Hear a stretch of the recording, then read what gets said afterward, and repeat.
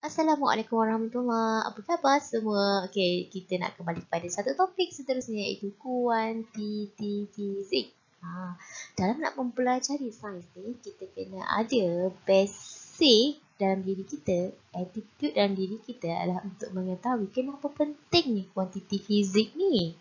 Seterusnya, matlamat kita adalah untuk mengaplikasi ataupun menggunakan kuantiti fizik ni pada tempat keadaan yang sepatutnya. Okay, jom kita terjah apa itu kuantiti fizik. Okay. Sebelum itu, objektif kita dalam topik ni adalah kita nak kenal pasti apa itu kuantiti fizikal dan juga menggunakan unit yang tepat bagi keadaan atau pengukuran tertentu. Kedua, kita nak kenal pasti kuantiti fizik ni ada simbol ke?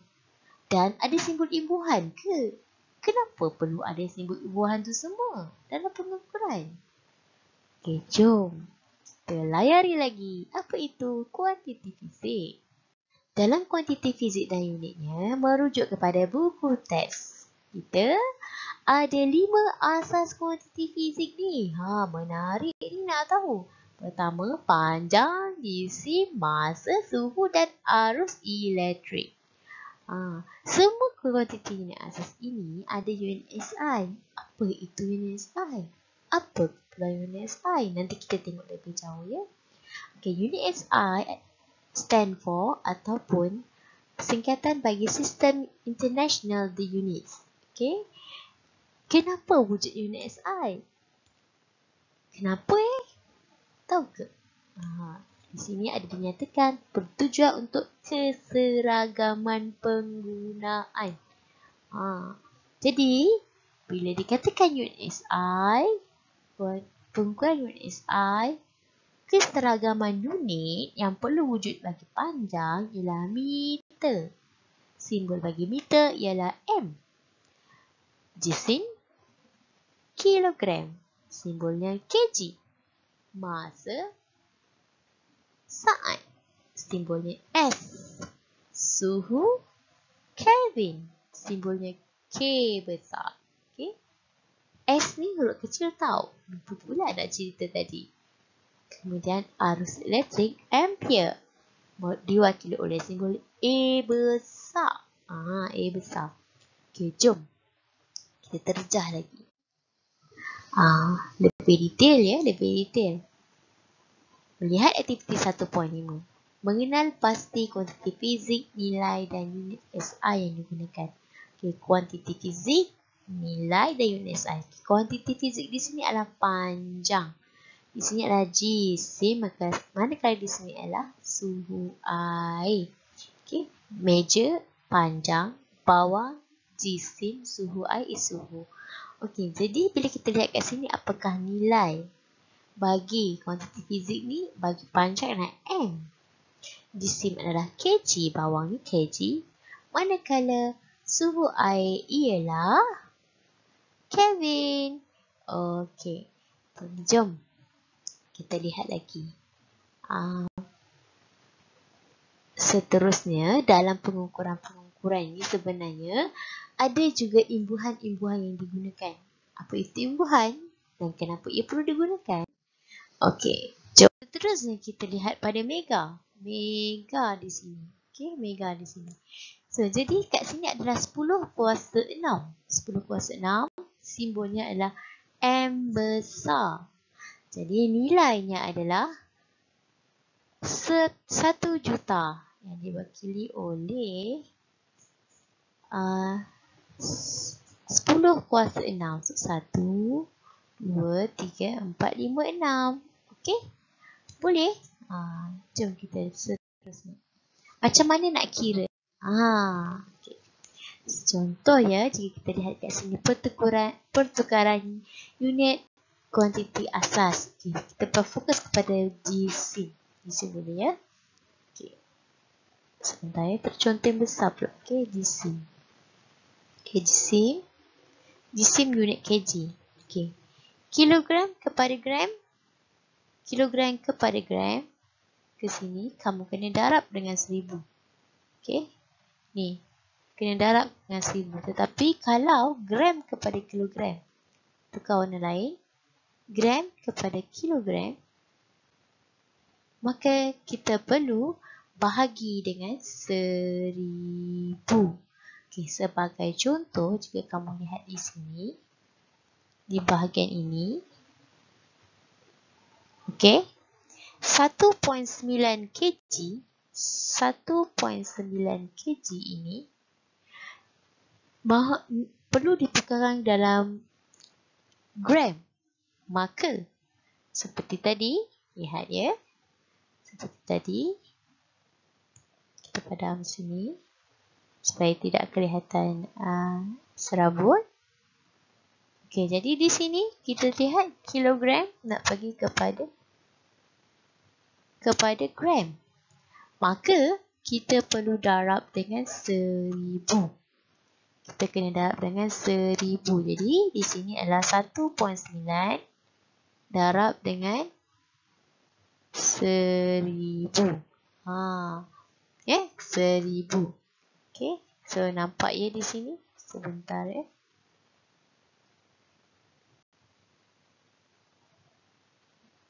Jadi kita lihat di sini 1000 darab dengan 1000.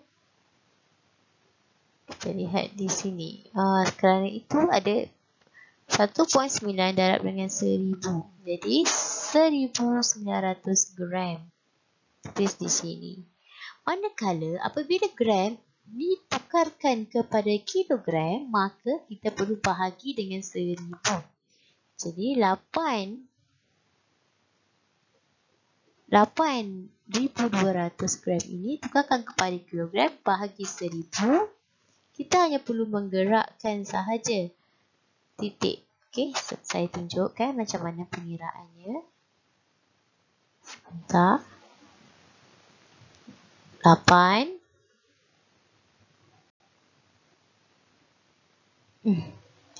Teruknya, sebentar ya.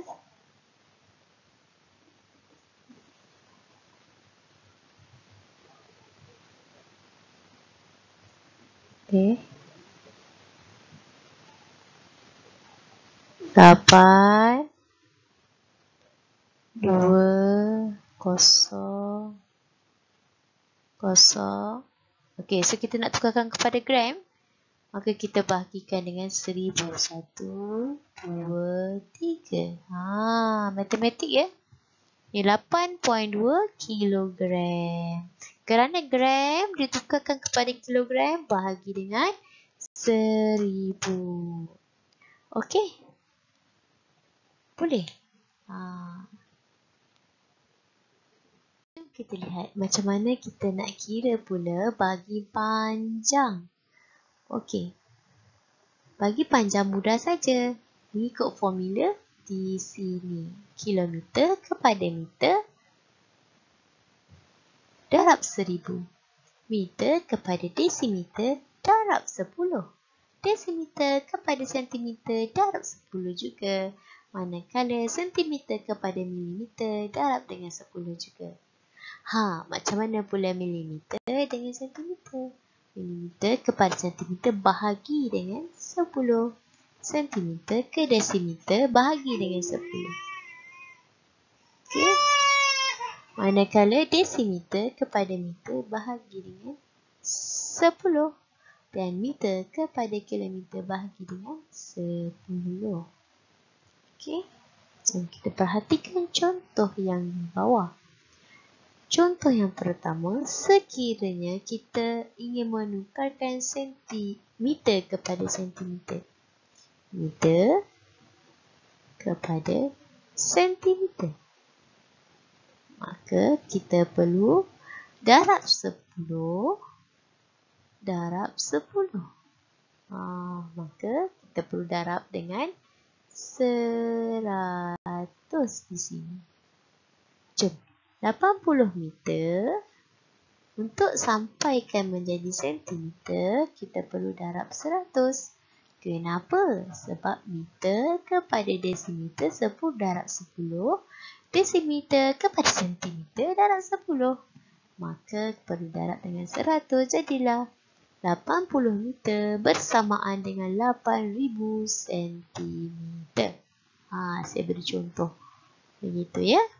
Okey, jom kita tengok contoh yang kedua. Macam mana pula kalau dia terbalik? Okey.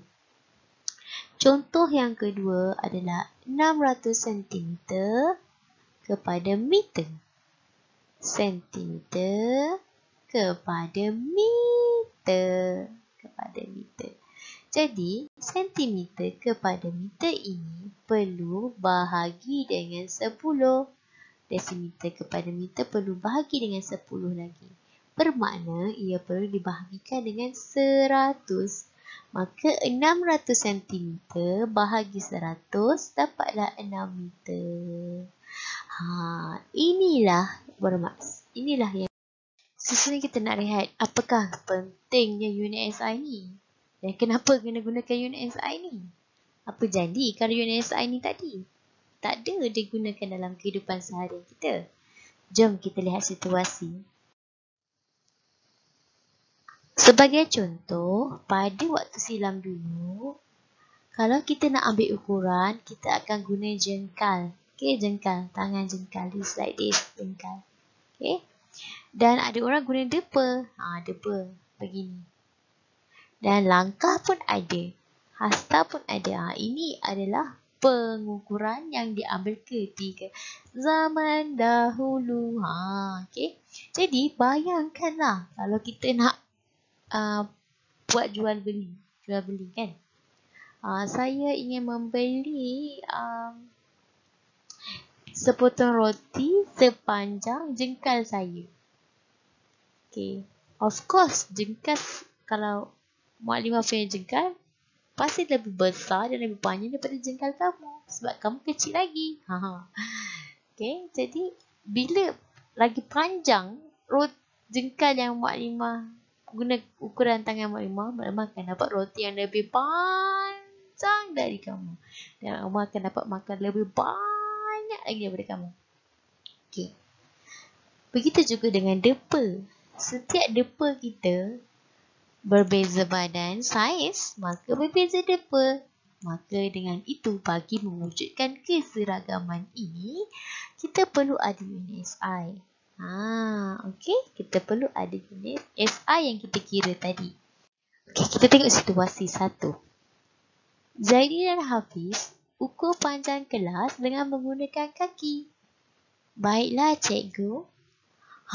Zaidi ni langkahnya bila dikira panjang kelas sebanyak 40 langkah. Manakala Zaidi pula Hafiz pula 51 langkah. Kalau kita tengok kan, langkah yang dihasilkan oleh Zaidi lebih sedikit berbanding Hafiz. Sebab fizikal mereka berdua dah berbeza. Situasi kedua. Syura, tolong belikan mak kain langsir sepanjang 3 depa. Baiklah mak, pakcik saya nak beli 3 depa kain langsir. Depa yang mak Syura maksudkan ni, depa siapa? Depa mak dia ke? Depa dia ke? Depa penjual ni? Jadi depa Syura akan lebih pendek daripada depa ibunya. Kita lihat balik situasi 1 tadi. Cikgu, kenapa jumlah langkah kami berbeza? Jumlah langkah anda berbeza kerana jarak langkah setiap orang berbeza. Okey. Apa kata kamu di rumah, cuba kira luas ruang tamu kamu.